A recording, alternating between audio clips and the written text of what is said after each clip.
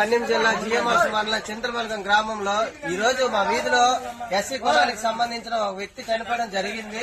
అయితే ఇది వరకు 150 సంవత్సరాలుగా వాడబడుతున్న శ్మశానం ఆక్రమణకి గురైంది.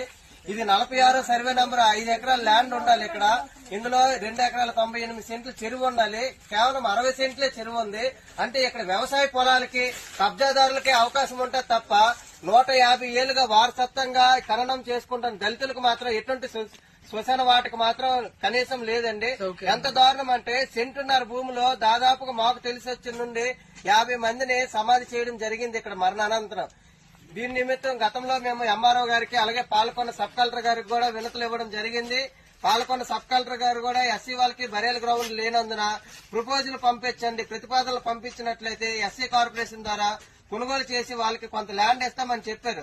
కానీ నేటికి 10 నెలలుగా ప్రతిపాదనలు అనేది జిఎంఎల్స్ ఎంఆర్ఓ ఆఫీస్ నుంచి పాలకొండ గాని జిల్లా కలెక్టర్ గాని పంపించే పరిస్థితి కనబడట్లేదు. ఇప్పటికైనా అధికారులు స్పందించి బరేల్ గ్రౌండ్ కోసం ప్రభుత్వం కూడా ఎన్నో నిధులు వెచ్చించింది. దీనికోసం ఎన్నో ఇన్స్ట్రక్షన్స్ కూడా ఇచ్చింది.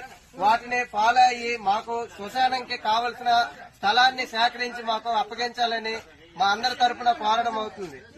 శ్మశాన వాటికి కేటాయించాలి. చింతలమలగం ఎస్సీ కులస్తులకి. Local to global news at your finger tips.